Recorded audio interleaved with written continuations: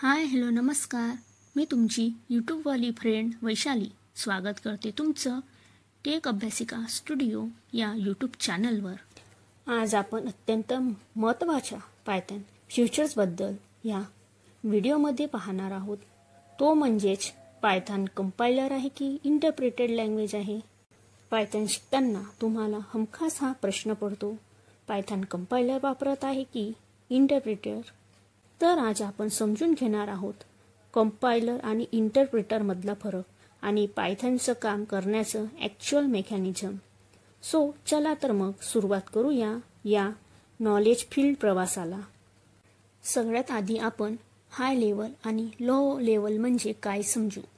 High level म्हणजे आपल्याला जी भाषा समजते, म्हणजेच मानवाला जी लँग्वेज समजते त्या लँग्वेजला म्हणतात हाय लेवल लँग्वेज, म्हणजेच प्रोग्रामिंग भाषेमध्ये सोर्स कोड. आणि लो लेवल म्हणजे मशीन ज्या भाषेला समजतात त्याला लो लेवल लँग्वेज म्हणतात, म्हणजे 0 आणि 1च्या फॉर्ममध्ये समजते त्याला आपण बायनरी म्हणतो, म्हणजेच मशीन कोड. आता मी समजा 300 ही व्हॅल्यू कॉम्प्युटरला दिली तर आपल्याला माहिती आहे की ही 300 व्हॅल्यू आहे, म्हणजेच ही हाय लेवल आहे. पण कॉम्प्युटरला ही भाषा समजत नाही, तो त्याला हाय लेवलमधून लो लेवलमध्ये कन्वर्ट करेल, म्हणजेच बायनरीमध्ये कन्वर्ट करेल. तर हा कन्वर्ट करण्याचं काम कोण करतो तर कंपायलर करते. कंपायलर आपण जे कोड लिहू त्याला मशीनच्या भाषेमध्ये कन्वर्ट करून देईल. आता प्रश्न पडतो की इंटरप्रिटर काय आहे. तर इंटरप्रिटर पण हाय लेवल लँग्वेजला लो लेवल लँग्वेजमध्ये कन्वर्ट करण्याचं काम करते, पण दोघांचीही काम करण्याची पद्धत ही वेगळी आहे. Both compiler and interpreter program that convert the source code into machine code. म्हणजेच कंपायलर आणि इंटरप्रिटर एक प्रोग्राम आहे किंवा अशी एक पद्धत आहे जी सोर्स कोडला मशीन कोडमध्ये कन्वर्ट करते. म्हणजे दोघंही कंपायलर आणि इंटरप्रिटर हे सोर्स कोडला मशीन कोडमध्ये कन्वर्ट करते. पण कंपायलरमध्ये सोर्स कोड आणि मशीन कोडच्या मध्ये एक कोड तयार होतो, त्याला ऑब्जेक्ट कोड म्हणतात. आपण नंतर या पायथन एक्झिक्युशन डायग्रामबद्दल बोलू. पहिले आपण कंपायलर आणि इंटरप्रिटरमधलं फरक बघूयात. तर आपण पहिले कंपायलर बघू. तर compiler takes the entire program in one go, म्हणजेच कंपायलर पूर्ण प्रोग्रामच्या सिंटॅक्सला एकाच वेळी चेक करतो आणि त्याला एक्झिक्यूट करतो. पण इंटरप्रिटर प्रोग्रामच्या पहिल्या लाईनला चेक करेल आणि बघेन की एरर आहे की नाही, आणि एरर नसेल तर तो दुसऱ्या लाईनमध्ये जाईन, पुन्हा चेक करेल आणि एरर नसेल तर तिसऱ्या लाईनवर जाईन. या प्रकारे प्रोग्रामला चेक करते. तर इंटरप्रिटर प्रोग्रामच्या कोडला लाईन बाय लाईन चेक करतो. इकडे कंपायलरमध्ये बघू तर compiler generate and intermediate object code, म्हणजे कंपायलर डायरेक्टली सोर्स कोडला मशीन कोडमध्ये कन्वर्ट नाही करत, तर मधात एक अजून कोड जनरेट करतो, एक अजून कोड बनवतो, मग त्या कोडपासून दुसरा कोड बनतो. त्या मधातल्या कोडला ऑब्जेक्ट कोड म्हटले जाते. इकडे इंटरप्रिटरमध्ये बघितलं तर interpreter never produce any intermediate object code, म्हणजेच इंटरप्रिटर मधात कोणताच इंटरमिजिएट ऑब्जेक्ट कोड नाही देत, डायरेक्टली सोर्स कोडला मशीन कोडमध्ये कन्वर्ट करते.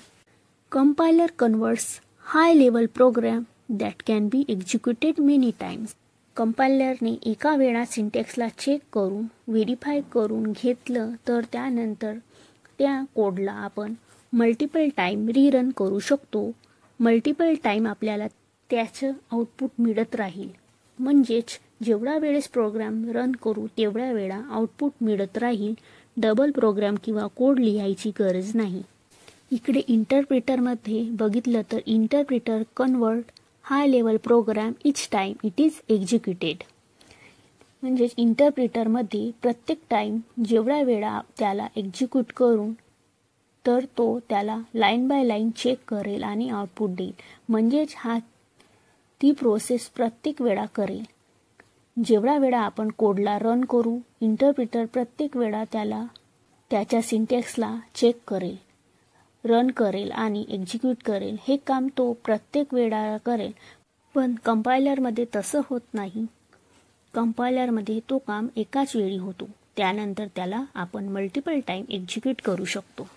कंपायलरमध्ये error are display after entire programming check. कंपायलरमध्ये एरर जसंही पूर्ण प्रोग्राम चेक झालं, कारण हा एकाच वेळी पूर्ण कोड चेक करतो आणि एकसाथ सगळे एरर दाखवतो. पण इंटरप्रेटरमध्ये तो line by line error show करेल, कारण तो प्रत्येक लाईनला चेक करतो आणि एरर आहे की नाही हा चेक करतो.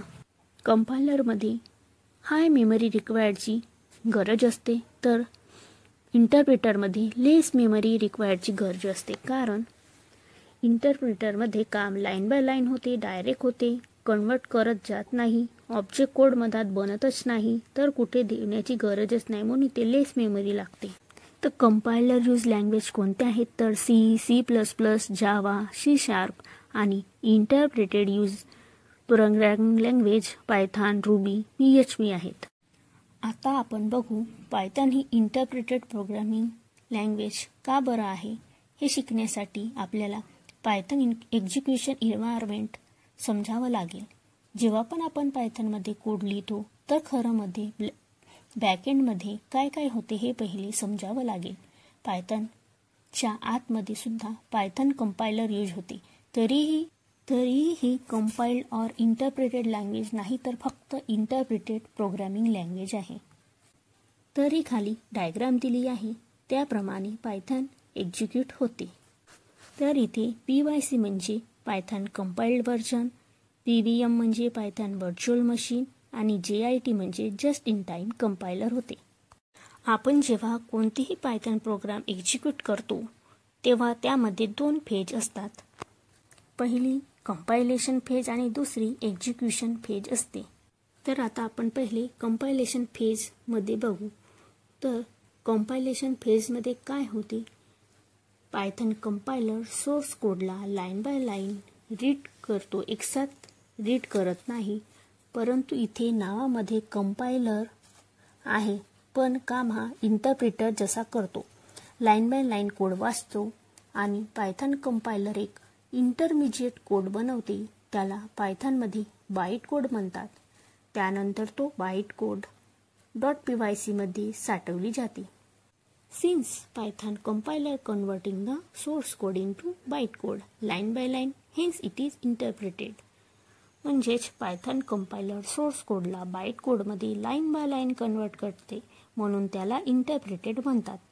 म्हणजे फाईल .pyc ला बाईट कोडद्वारे कन्वर्ट करून फाईल .pyc मध्ये कन्वर्ट करतात. आता एक्झिक्युशन फेजमध्ये काय होते, तर PVM म्हणजेच Python virtual machine reads line by line of byte code. म्हणजेच PVM ते लाईन बाय लाईन रीड करत आहे बाईट कोडला. म्हणजेच PVM इथे इंटरप्रेटर जसा काम करते आणि बाईट कोडला कन्वर्ट करत आहे मशीन अंडरस्टँडेबल कोडमध्ये, म्हणजे 0-1च्या फॉर्ममध्ये, बायनरी फॉर्ममध्ये. मग ऑपरेटिंग सिस्टीम त्या मशीन कोडला वाचतो आणि त्याच्यानुसार आउटपुट देतो. Machine code read by operating system on processor and gives final result of the programme.